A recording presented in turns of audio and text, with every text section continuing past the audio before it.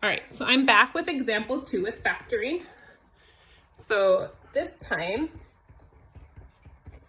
I'm gonna throw up an example that has a negative involved. So it's x squared plus 3x minus 18. And again, I already know since it's x squared, it's gonna start with x times x. Like that part of this, so if you had no idea how to do the rest of the homework, every problem is gonna start this way. So this is our C value. This is what we wanna multiply to get. This is what we wanna add to get. Now this time, this is negative. So I have to think about negatives with multiplying. So 1 times 18 gives me 18, but in order to get the negative, something needs to be negative. So either the 1 or the 18. 2 and 9, same idea. 3 and 6. I think that's all the multiples that multiply to give me 18.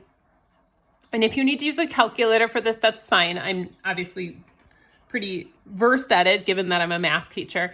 But yeah, feel free to try, guess and check with your calculator as well. Now, once I have this, I need to figure out which of this list adds to give me 3. So I look at my list. If I add these, I get 17. Negative 1 and 18 is 17. This is a negative 17. Those two don't work. Negative 2 and 9, that's going to be 7, and negative 7. Those don't work. Here I get a negative 3, and this would give me a positive 3. So since this is supposed to be a positive 3, there are my 2 factors.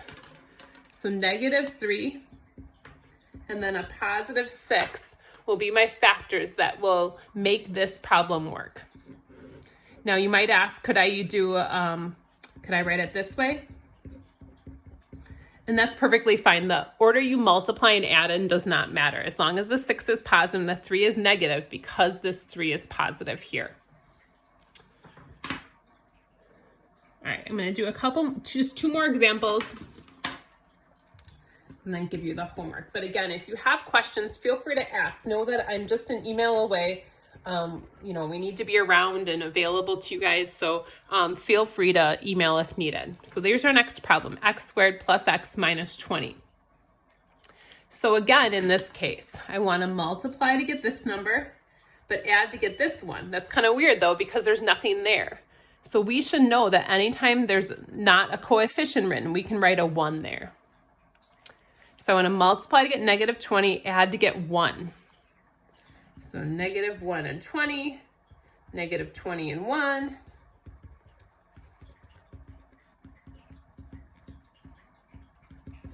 There's lots of multiples of 20.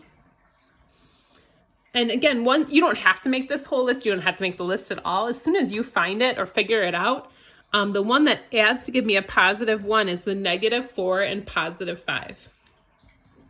So I'm going to do minus 4 plus 5. And again, I want it to be a positive 1 here, so that's why I didn't use this last rule or last group. All right, so one more example.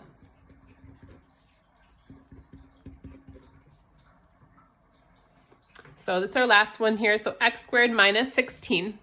Now this one's kind of a strange one. Something's missing. Notice when we do this, normally it's x squared plus bx plus c. The c is called the constant. It never has a variable with it, so that's the 16 in this case, which means the x term is actually missing. So really this is the same as if I had like a 0 here, because 0 times x is really like not writing anything at all. I don't need to write that. So in this case, this is a little bit of a strange circumstance. I want to multiply to get negative 16. I want to add to get 0. So multiply to negative 16, but add to get 0. So negative 1 and 16, negative 16 and 1, negative 8 and 2, negative 2 and 8, negative 4 and 4. If I add those two, they cancel out and they equal 0. And we've talked about problems like this. We call them conjugates. They're the exact same values, but that middle term will cancel out. So these were some of those special products we had talked about a few sections ago. All right, guys, so I'm going to give you your homework. I'm going to list it here. It's page 586, 3 through 19 all. It's 16 questions. If you're stuck though, like you're going to be stuck on all of them, so ask. So don't try to, don't try to maybe cheat and go like just get answers from somebody else. Make sure you're understanding. So if you're stuck on number 3, I'd go through it with you. I can send you a quick video. We can do some sort of Google meetup and talk about it. Let me know. I'd be glad to help you guys. Also, please make sure you guys are taking a picture of your homework and then submitting it on the previous day's lesson or like that day's lesson. So make sure that you guys are going online and turning in homework here as we go. Make sure you're showing your work. This won't have a ton of work. Like if you don't need to write this out, that's okay. Just make sure you truly are understanding, because we are going to be doing some practice problems online and doing some different assessments. So your homework is 586, 3 through 19 all. Thanks so much. Take care, guys. Hope all is well.